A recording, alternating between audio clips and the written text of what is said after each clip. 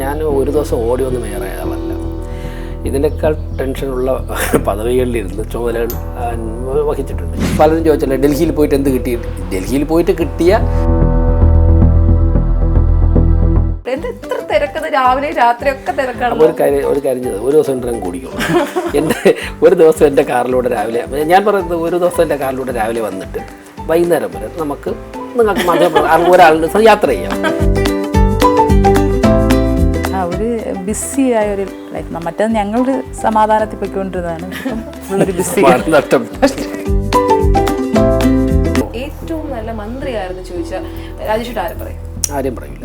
മുഖ്യമന്ത്രിയാണ്. ഈ മുഖ്യമന്ത്രിയുടെയും ആശയമാണ് കേരളത്തെ തകർത്ത് കളഞ്ഞത്. BJP ആയിരിക്കും ഈ വരാൻ പോകുന്ന നിയമസഭാ തെരഞ്ഞെടുപ്പിൽ നിർണായക ശക്തിയാകാൻ പോകുന്നത് കേരള നിയമസഭയിൽ. തിരുവനന്തപുരം കൊല്ലം റിലേഷൻ എങ്ങനെയാണ്? Love marriage? അല്ലല്ല, അതിലൊന്നും സമയം കിട്ടി. ഈ രാഷ്ട്രീയക്കാരനെ തിരഞ്ഞെടുക്കാനുള്ള അറിഞ്ഞോണ്ട് തിരഞ്ഞെടുത്തതല്ല. അഡ്വക്കേറ്റ് നമ്മുടെ കല്യാണം കഴിച്ചത്. നമസ്കാരം. തിരുവനന്തപുരത്തെ ഒരു വാർത്താ താരം ഇപ്പോൾ ആരെന്ന് ചോദിച്ചാൽ ഒറ്റ ഉത്തരമേ ഉള്ളൂ. അത് നമ്മുടെ കോർപ്പറേഷൻ മേയർ VV രാജേഷാണ്. രാജേഷ് ചേട്ടനും കുടുംബവുമാണ് നമുക്കിപ്പോൾ ഉള്ളത്. എന്തായാലും ചേട്ടാ സ്വാഗതം. ചേച്ചി പറഞ്ഞ പോലെ 2 മാസം ഇന്ന് തികയാണ്. എങ്ങനെയുണ്ട് മേയറായിട്ട്? നല്ല പെർഫോമൻസ് ആണ്. എങ്ങനെ വിലയിരുത്തുന്നു? നല്ല രീതിയിൽ തന്നെയാണ് മുന്നോട്ട് പോകുന്നത് വിശ്വസിക്കുന്നു. എല്ലാം ശ്രദ്ധയോടെ തന്നെ പോകുന്നു മനസ്സിലാവുന്നു. രാജേഷ് ചേട്ടൻ പറയുന്നത് എന്തായാലും എല്ലാവരും കേൾക്കുന്നതാണ്. അതുകൊണ്ട് ഞാൻ ചേച്ചിയോട് മാത്രമായിട്ട് ചോദിക്കുന്നത്, ഈ പറഞ്ഞതുപോലെ വീട്ടിൽ ഇപ്പോൾ കിട്ടാറുണ്ടോ? ഇല്ല, ശരിക്കും കിട്ടാറില്ല. കാരണം വരുന്നത് താമസിച്ചായിരിക്കും. നേരത്തെ ഇപ്പൊ ഞങ്ങൾ പിടിച്ചിരുത്തിയാണ് ഇന്റർവ്യൂ എടുക്കുന്നത്. കാരണം അത്ര തിരക്കുള്ള ആളാണ്. നേരത്തെ ഒരു ടൈം ഷെഡ്യൂൾ അങ്ങനെ ഇല്ലായിരുന്നു. രാവിലെ രാത്രി ലേറ്റായ രാവിലെ എപ്പോഴെങ്കിലും ഒക്കെ. പക്ഷെ ഇപ്പം കറക്റ്റ് 8:30 9 ആകുമ്പോൾ പോകുന്നുണ്ട്. അപ്പൊ ഈ മക്കളെയൊക്കെ കാണാനും സംസാരിക്കാനൊക്കെ സമയം എങ്ങനെ കണ്ടെത്തും? കിട്ടാറില്ല. ഒരാളിവിടെ ഇല്ല, ഇളയാളിനെ അങ്ങനെ കാണാറില്ല ശരിക്കും. രാജേഷ് 2 മാസം തികയാണ്. എങ്ങനെയുണ്ട്? ഞാനിപ്പോഴാണ് ഓർത്തത്. 2 മാസം എങ്ങനെയുണ്ടെന്ന് പറയുന്നത് സമൂഹം, ജനങ്ങളാണ്, മാധ്യമങ്ങളാണ് പറയേണ്ടത്. ഞങ്ങൾ ഏറ്റ കാര്യങ്ങളൊക്കെ നന്നായി ചെയ്തു പോകുന്നു. ജനങ്ങളുടെ ഭാഗത്ത് നല്ല പിന്തുണ ലഭിക്കുന്നുണ്ട്. നല്ല ആത്മവിശ്വാസം. ഓരോ ദിവസം കഴിയുമ്പോൾ ആത്മവിശ്വാസം കൂടുതൽ ഒരുപാട് കാര്യങ്ങൾ ചെയ്യാൻ സാധിക്കും എന്നുള്ളത്. ബാക്കി നിങ്ങൾ പറയണം. എല്ലാ ചാനലുകളിലും മേയറോട് ചോദിക്കാം എന്ന പരിപാടിക്ക് വരുമ്പോഴേക്കും ഈ തലസ്ഥാനത്തെ വാസികൾ മാത്രമല്ല പുറമേ നിന്നുള്ള ആൾക്കാർ വിളിക്കുന്നുണ്ട്. അതായത് രാജേഷേട്ടൻ അത്ര വിശ്വാസമാണ് അർപ്പിക്കുന്നത്. ഒരു താരമായി മാറി എന്തായാലും. അല്ല, അങ്ങനെയുള്ള ചിന്ത എനിക്കില്ല. പക്ഷേ നമ്മൾ പൊതുപ്രവർത്തനം എന്നുള്ള നിലയ്ക്ക് ജനങ്ങൾ പ്രതീക്ഷിക്കുന്നുണ്ട്. മറ്റൊന്ന്, തിരുവനന്തപുരത്തെ മേയർ ആയതുകൊണ്ടാണ് വിളിക്കുന്നത്, രാജേഷ് ആയതുകൊണ്ടല്ല. കാരണം തിരുവനന്തപുരം സ്റ്റേറ്റ് ക്യാപിറ്റലാണ്. തിരുവനന്തപുരത്തെ ഇഷ്ടപ്പെടുന്ന, തിരുവനന്തപുരത്തെ സ്നേഹിക്കുന്ന ഒരുപാട് പേരുണ്ട്. നമ്മുടെ സംസ്ഥാനത്തിൽ തന്നെ ഏറെക്കുറെ എല്ലാ ആൾക്കാർക്കും തിരുവനന്തപുരമായിട്ട് ഏതെങ്കിലും ഒരു ഘട്ടത്തിൽ ബന്ധപ്പെടേണ്ടി വരും. ഇപ്പം പരീക്ഷാ ഭവനുമായിട്ട്, മഞ്ചേശ്വരത്തുള്ള വ്യക്തിക്ക് പോലും പരീക്ഷാ ഭവനുമായിട്ട് ഏതെങ്കിലും ഒരു കാര്യത്തിന് ബന്ധപ്പെടേണ്ടി വരും. അപ്പോൾ ചികിത്സ, മറ്റ് ഗവൺമെൻറ് കാര്യങ്ങളൊക്കെ തന്നെ. ഇപ്പം 140 മണ്ഡലത്തിലെ MLA തിരുവനന്തപുരത്താണ്. അപ്പോൾ എന്തെങ്കിലും ആവശ്യം അവരെ കാണാം. അങ്ങനെ തിരുവനന്തപുരമായിട്ട് നല്ലൊരു ശതമാനം നമ്മുടെ സംസ്ഥാനത്തുള്ള ജനതയ്ക്കും ഏതെങ്കിലും ഒരു ഘട്ടത്തിൽ ഒരു ആവശ്യമുണ്ടാകും. അല്ലെങ്കിൽ തന്നെ സ്റ്റേറ്റ് ക്യാപിറ്റൽ എന്ത് നടക്കുന്നു എന്നറിയാൻ വേണ്ടി കേരളത്തിലുള്ളവർക്ക് മാത്രമല്ല, രാജ്യത്തിൻ്റെ പല ഭാഗത്തുള്ളവർക്കും, രാജ്യത്തിൻ്റെ ഭരണാധികാരികൾക്കും, ലോകത്തിൻ്റെ പല ഭാഗത്തുള്ളവർക്കും ആഗ്രഹം ഉണ്ടാവും. അപ്പോൾ സ്വാഭാവികമായിട്ടും ഞാനല്ല ആര് തിരുവനന്തപുരം മേയറായാലും അവരോട് സംസാരിക്കാനുള്ള താല്പര്യം ആൾക്കാർക്ക് ഉണ്ടാവും. അതിൻ്റെ ഭാഗമായിട്ട് കോളുകൾ വരുന്നതായിട്ടാണ് ഞാൻ മനസ്സിലാക്കുന്നത്. ഈ ആദ്യമായിട്ടാണ് BJP കോർപ്പറേഷൻ ഭരണം പിടിച്ചെടുക്കുന്നത്. അതുകൊണ്ട് തന്നെ മേയർ എന്തൊക്കെ ചെയ്യുന്നു, മേയറുടെ എല്ലാ പ്രവർത്തികളും ഈ പറഞ്ഞതുപോലെ വിവാദങ്ങളാകാറുമുണ്ട്. അതുകൊണ്ടൊരു ടെൻഷൻ ഉണ്ടോ? ഒന്നുമില്ല, ഒരു ടെൻഷനുമില്ല. കാരണം ഞാൻ ഒരു ദിവസം ഓടി വന്ന് മേയറായ ആളല്ല. ഇതിനേക്കാൾ ടെൻഷനുള്ള പദവികളിലിരുന്ന് ചുമതലകൾ വഹിച്ചിട്ടുണ്ട്. നമ്മൾ ഏതൊരു പദവിയിലിരിക്കുമ്പോഴേക്കും, അതിപ്പോൾ മാധ്യമപ്രവർത്തനം ആയിക്കോട്ടെ, നിങ്ങൾക്ക് ചെറിയ വലുതായിട്ടുള്ള ടെൻഷൻ ഉണ്ടാവില്ലേ? ഞാൻ 10 വർഷം നന്നായിട്ട് പ്രാക്ടീസ് ചെയ്ത അഭിഭാഷകനാണ്. അഭിഭാഷക വൃത്തിയെപ്പോലെ ടെൻഷൻ മറ്റൊന്നുമില്ല. കാരണം നമ്മൾ ആൾക്കാരെ ഫീസ് വാങ്ങിക്കുമ്പോഴേക്കും അവരുടെ കേസ് നടത്തണം. കേസ് നടത്തുമ്പോൾ ഓരോ സാക്ഷി എങ്ങനെ മൊഴി പറയും, ജഡ്ജിൻ്റെ മൈൻഡ് സെറ്റ് എന്തായിരിക്കും, പുതിയ സുപ്രീം കോടതി വിധികൾ നമുക്ക് അനുകൂലമാവോ പ്രതി, അതൊരു ടെൻഷനാണ്. ഒരു വാഹനം ഓടിക്കുമ്പോഴും ടെൻഷൻ ഉണ്ടാവും. അപ്പോൾ സ്വാഭാവികമായിട്ട് ഏതൊരു മേഖലയിൽ നമ്മൾ ആത്മാർത്ഥമായിട്ട് പണിയെടുത്താലോ ടെൻഷൻ ഉണ്ടാകും. അതുകൊണ്ട് ആ ടെൻഷനൊക്കെ തരണം ചെയ്യാം. പിന്നെ ഞങ്ങൾക്ക് വലിയൊരു പാർട്ടിയുണ്ട്. ബഹുമാനപ്പെട്ട പ്രധാനമന്ത്രി ഉൾപ്പെടെയുള്ളവർ ഞങ്ങൾക്ക് ദിശാബോധം നൽകാനുണ്ട്. പിന്നെ ജനങ്ങൾ നല്ല പിന്തുണയുണ്ട്. മാധ്യമങ്ങളും വലിയ കുഴപ്പമില്ല, നമ്മൾ ചെയ്യുന്ന പോസിറ്റീവായിട്ട് ആ കാര്യങ്ങളെ പിന്തുണയ്ക്കുന്നുണ്ട്. ആരോഗ്യകരമായ വിമർശനം നടത്തുന്നുണ്ട്. അപ്പം നമുക്ക് ടെൻഷനൊന്നുമില്ല.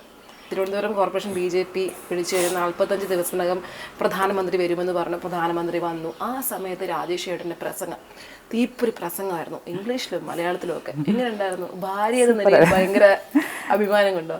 ഉണ്ട്, ശരി, സൂപ്പറായിരുന്നു. കാരണം അത് കണ്ടിട്ട് ആൾക്കാർ പറയുന്ന കേട്ടപ്പോഴാണ് നമ്മൾ ശരിക്കും ശ്രദ്ധിച്ചത് തന്നെ. ആദ്യം ഇത് കേട്ടുപോയപ്പോൾ നമുക്ക് അത്ര ഒരു ഇതായിട്ട് തോന്നിയില്ല.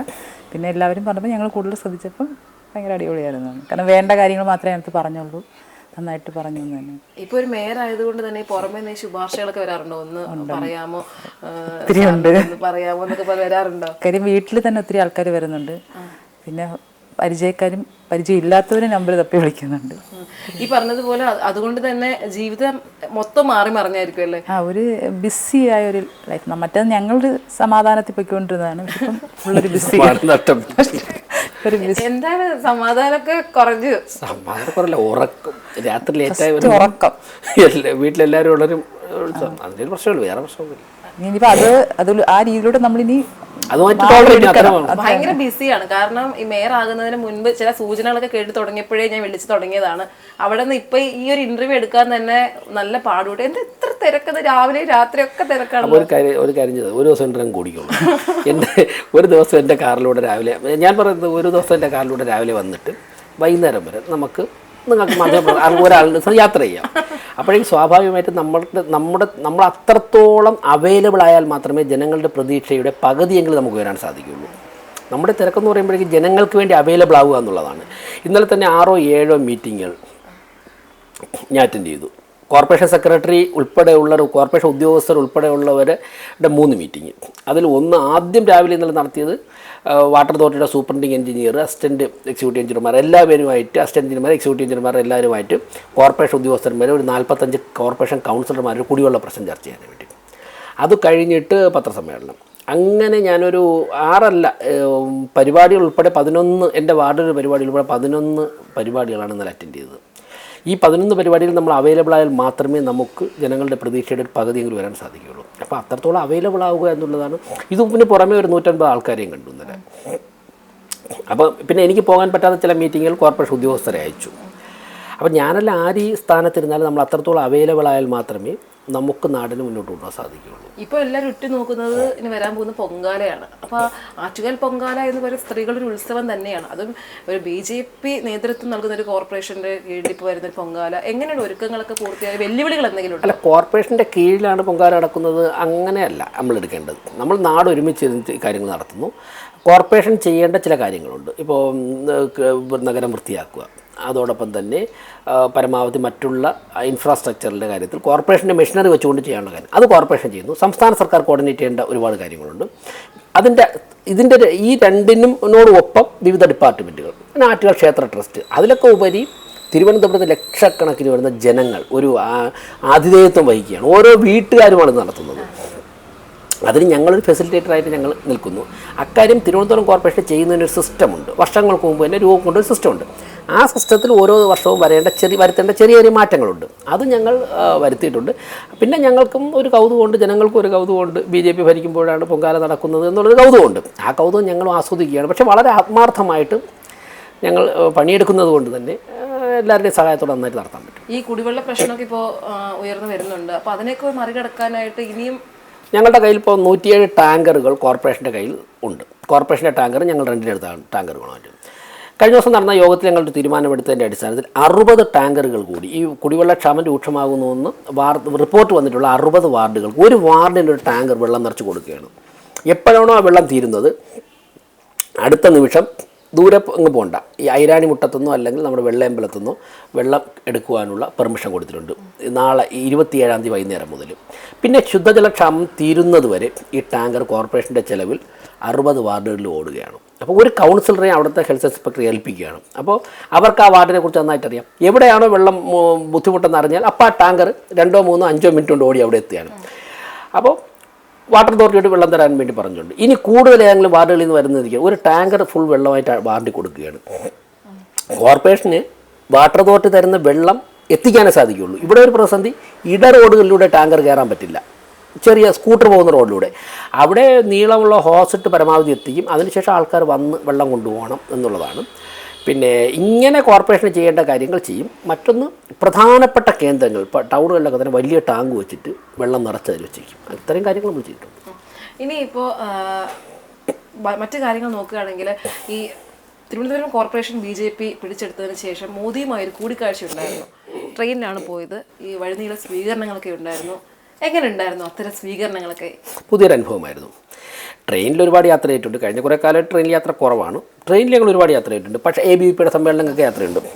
ABVP സമ്മേളനങ്ങൾക്ക് ഒരു സമ്മേളനത്തിൻ്റെ പ്രതിനിധി എന്നുള്ള നിലയ്ക്കുള്ള യാത്ര ചെയ്യുമ്പോൾ പിന്നെ കുറേ ചെറിയ പ്രായമാണല്ലോ, അപ്പോൾ ഉണ്ടാകുന്ന എൻജോയ്മെൻ്റൊക്കെ ഉണ്ട്. അപ്പോൾ ഒരുമിച്ച് യാത്ര ചെയ്യുന്ന സമയത്ത് എല്ലാവരും തമ്മിലുള്ള ഒരു 3-4 ദിവസം യാത്ര ചെയ്യുമ്പോൾ ഉണ്ടാകുന്ന ഒരു ലഹറുണ്ടല്ലോ. പക്ഷേ ഇപ്പോൾ ഉള്ള യാത്രയുടെ പ്രത്യേകത, ഞങ്ങളുടെ യാത്ര പ്രതീക്ഷിച്ച് ഇപ്പോൾ കേരളത്തിലെ പാലക്കാട് വരെയുള്ള സ്റ്റേഷനുകളിൽ പാർട്ടി പ്രവർത്തകർ നിൽക്കുന്ന നമുക്ക് മനസ്സിലാക്കാം. കോയമ്പത്തൂർ മുതൽ ഡൽഹി റെയിൽവേ സ്റ്റേഷൻ വരെ ഞങ്ങളെ പ്രതീക്ഷിച്ച് BJP പ്രവർത്തകരുണ്ടായിരുന്നു. പൊതുസമൂഹത്തിലുള്ള പല റെയിൽവേ സ്റ്റേഷനിലും ഞങ്ങൾ പൊതുസമൂഹത്തിൽ നിന്ന് ആൾക്കാരെ കണ്ടിരുന്നു. നമ്മുടെ കോയമ്പത്തൂർ മുതൽ സംസ്കാരം മാറുകയാണ്. ഓരോ സ്ഥലത്തിലുമുള്ള സംസ്കാരം മീൻസ് അവിടുത്തെ രീതികൾ മാറുകയാണ്. സംസ്കാരമല്ല, രീതികൾ മാറുകയാണ്. സ്വീകരണത്തിൻ്റെ രീതിയും അവിടെ നിന്ന് തരുന്ന ഗിഫ്റ്റുകളുടെ രീതിയൊക്കെ തന്നെ. ഇപ്പം മധുരയിൽ ചെല്ലുമ്പോൾ ശ്രീകൃഷ്ണനും രാധയും എന്ത് വന്നു കഴിഞ്ഞാൽ അതിലൊരു ശ്രീകൃഷ്ണനും രാധയും ഉണ്ടാവും.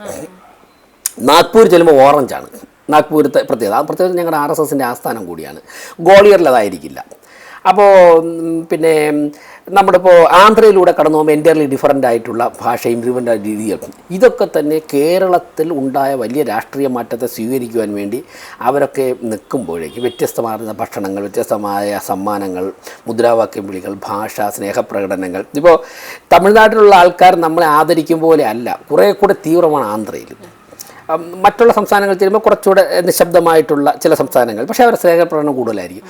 ഓരോ സ്ഥലത്തെയും മേയർമാർ, ഈ ട്രെയിൻ കടന്നു പോകുന്ന ഏതൊക്കെ സിറ്റികളിലാണ് മേയർമാരുള്ളത് ആ ഏറെക്കുറെ എല്ലാ സിറ്റികളിലെയും മേയർമാർ വരുന്നു.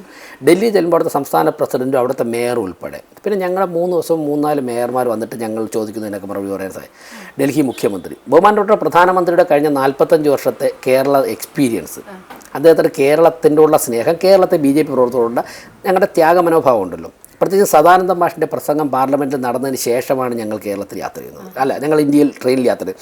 അപ്പോൾ സ്വാഭാവികമായിട്ട് അത്രത്തോളം സാക്രിഫൈസ് ചെയ്ത ഒരു സംസ്ഥാനത്തിലെ പ്രവർത്തകരുടെ പ്രതിനിധി, ഞങ്ങൾ സാക്രിഫൈസ് ചെയ്തതിനേക്കാളും എന്തുമാത്രം ത്യാഗമാണ് ഞങ്ങൾക്ക് മുമ്പേ ഈ പാർട്ടി നയിച്ചവർ കൊടുത്തത്. അപ്പോൾ അവരൊക്കെ സാക്രിഫൈസ് ചെയ്തു, അതിൻ്റെ പ്രതിനിധികളാണ് വരുന്നത്. ഇതാണ് ഒരു സംഘടനാ തലത്തിൽ കിട്ടിയ ഒരു എക്സ്പീരിയൻസ്. പിന്നെ ഭരണതലത്തിൽ 25 വർഷം തുടർച്ചയായിട്ട് മുഖ്യമന്ത്രിയും പ്രധാനമന്ത്രിയും ഒക്കെ ആയിട്ടിരുന്ന ഒരാൾ നരേന്ദ്രമോദി മുൻപിൽ വന്നിട്ട് അദ്ദേഹത്തിൻ്റെ എക്സ്പീരിയൻസ് വിവരിക്കുമ്പോഴേക്കും ഉണ്ടാകുന്നൊരു കോൺഫിഡൻസ് ഉണ്ടല്ലോ. ഇത് സത്യത്തിൽ ജീവിതത്തിൽ ഇനി മറ്റൊന്നും ലഭിച്ചില്ലെങ്കിലും ഈ അനുഭവം പൊതുപ്രവർത്തനത്തിൽ മുന്നോട്ട് മറ്റൊരു സ്ഥാനമില്ലെങ്കിൽ പോകാൻ ഞങ്ങൾക്ക് എല്ലാവർക്കും പ്രചോദനമായി. അതുകൊണ്ട് തന്നെ മാതൃക മോദിയാണോ? തീർച്ചയായും ഭരണരംഗത്ത് ഞങ്ങളുടെ എല്ലാവരുടെയും മാതൃക നരേന്ദ്രമോദി തന്നെയാണ്. അതുകൊണ്ടാണല്ലോ ഉറക്കം കുറയുന്നതും പിന്നെ ഒരു 18-20 വർക്കിൽ ഇമ്പോർട്ടൻസ്, ഒരു 18 മണിക്കൂർ മിനിമം ജോലി ചെയ്തിരിക്കണം. ഇത് ഞങ്ങളുടെ പ്രതിജ്ഞയാണ്.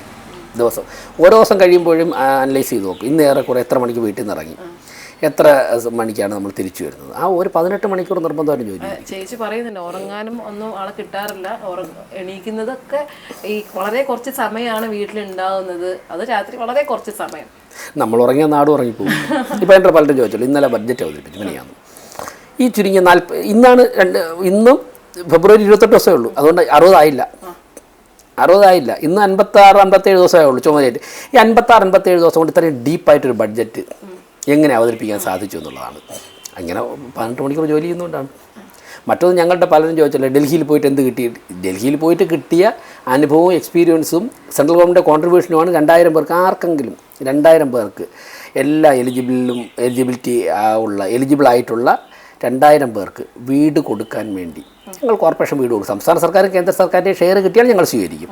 അല്ലെങ്കിൽ ഞങ്ങൾ പണം കണ്ടെത്തി വീട് കൊടുക്കുമെന്ന് പറയാനുള്ള പൊളിറ്റിക്കൽ വിൽ പവർ ഞങ്ങൾക്കുണ്ടായത് ഞങ്ങൾ എത്രത്തോളം കഠിനാധ്വാനം ചെയ്യുന്നുണ്ടാണ്. ഈ പറഞ്ഞതുപോലെ ട്രെയിൻ യാത്ര, 3 ദിവസത്തെ ട്രെയിൻ യാത്ര എടുത്തു പറയേണ്ട കാര്യം തന്നെയാണ്. പാട്ടൊക്കെ പാടിയാണ് പോയത്. വീട്ടിൽ അങ്ങനെ പാട്ടൊക്കെ പാടാറുണ്ടോ?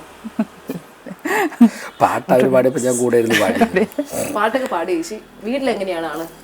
വീട്ടിൽ സത്യം പറഞ്ഞാൽ സമയമല്ല, വന്നാലും ഫോണിലായിരിക്കും. ഇപ്പൊ ഇതിന് മുൻപ്, ഈ മേയർ ആകുന്നതിന് മുൻപ് ഭയങ്കര പക്വതയുള്ള രാഷ്ട്രീയക്കാരൻ എന്നാണ് ഇപ്പൊ രാജേഷേട്ടൻ എല്ലാവരും വിശേഷിപ്പിക്കുന്നത്.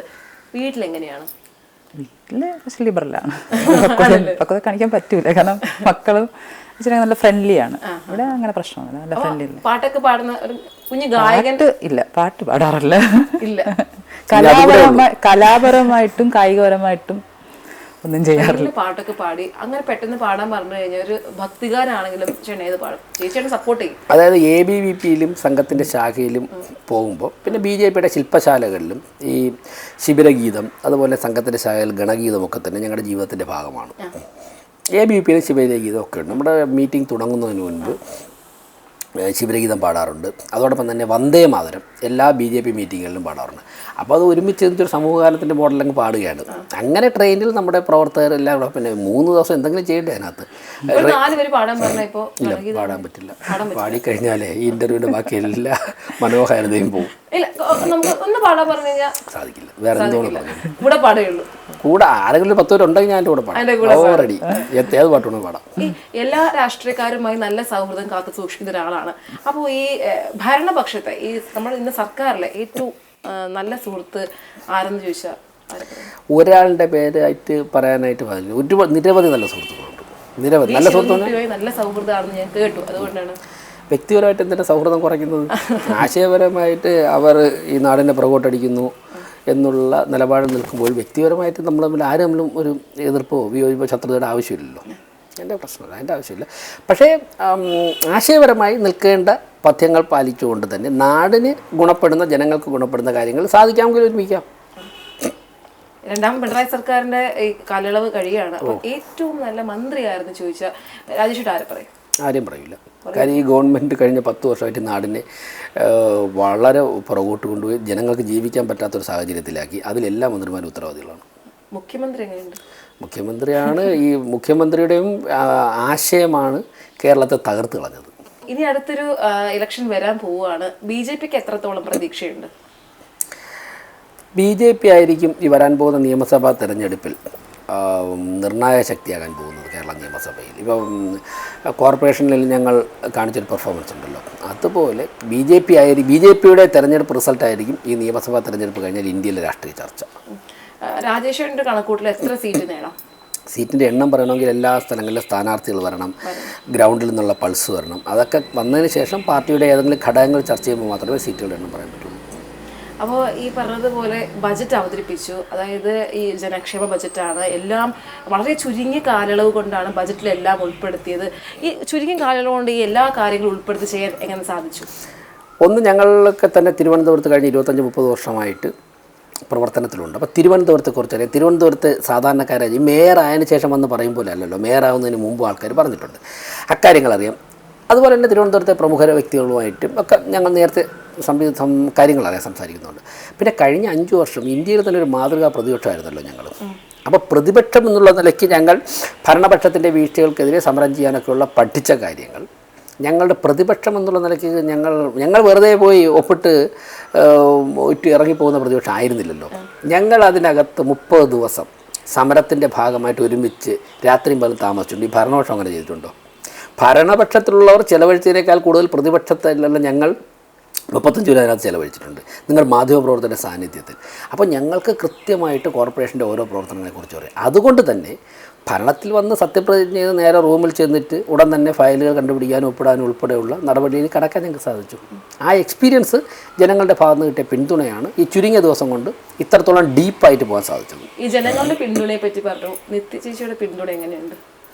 സ്വാഭാവികമായിട്ടും കഴിഞ്ഞ 10-18 വർഷം കൊണ്ട് ആ പിന്തുണ അത് സ്വാഭാവികമായിട്ട് കൂടെ ഉണ്ടല്ലോ. ഈ തിരുവനന്തപുരം കൊല്ലം റിലേഷൻ എങ്ങനെയാണ്? Love marriage? അല്ലല്ല, അതിലൊന്നും സമയം കിട്ടി. അന്നൊരു പ്രപ്പോസൽ വന്ന് ഞാൻ അന്ന് പാലക്കാട് ഉപതെരഞ്ഞെടുപ്പിൻ്റെ പ്രചരണ സമയത്തായിരുന്നു.